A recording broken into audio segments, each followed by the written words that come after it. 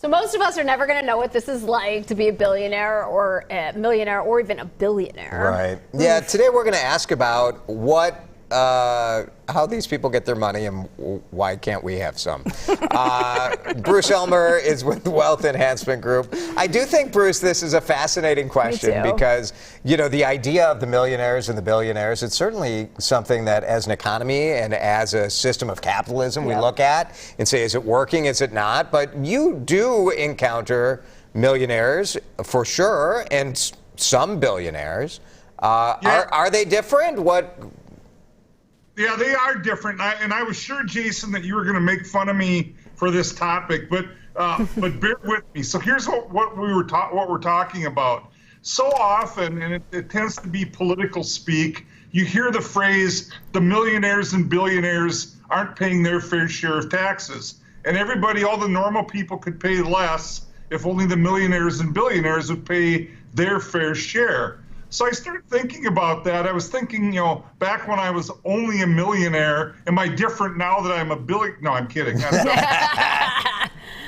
No, but if you look at millionaires, it's not uncommon. A lot of our millionaires are farmers, small business owners, people that had a good job, but they weren't the CEO, but they did a good job of saving and investing over a lifetime. They had good habits. They didn't spend more than they made. And a lot of these people do pay, I think, more than their fair share of taxes, but they get lumped in with billionaires, who tends to be the CEO or the founder of a company, or billionaires tend to make most of their money off of their investments. But a lot of millionaires are still making their income off of the work that they do, not the investments that they have. That's a small part of it. So I think we need to stop lumping these people together, because I think a lot of millionaires are getting killed with taxes right now, and they're going, what do you mean I'm not paying my fair share? Mm-hmm. When you talk, though, about billionaires and millionaires, and you just mentioned it here a little bit, to get to be a billionaire, it really is, maybe you inherited your wealth and came into family money, but it generally seems like it's people who started their own companies. Yeah, especially in the tech. That's a great point, Heather. I think of the technological age, and I think of the Zuckerbergs and the Bill Gateses and whatnot. And these are people that had a unique idea and built a business that, that was unprecedented before they did it.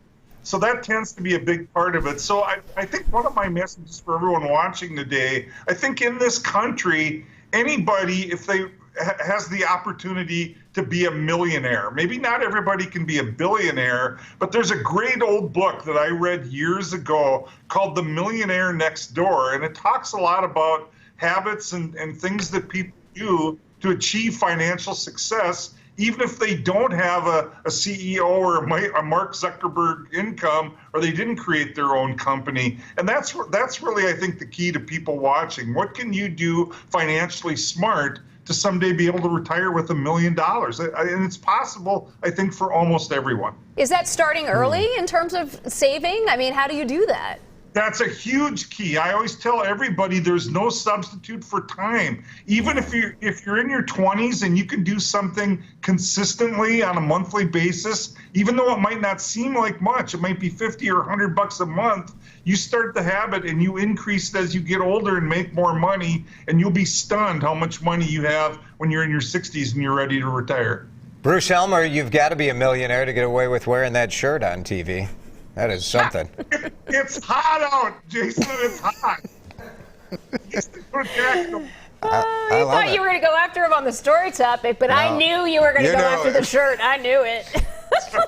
I love it. All right, Bruce. Thank you. Bruce. Have a great day. Yeah, you can watch Bruce here on Mid-Morning on Tuesdays. He also has a radio show, Your Money, on WCCO Radio. It's Sunday mornings at 8 a.m.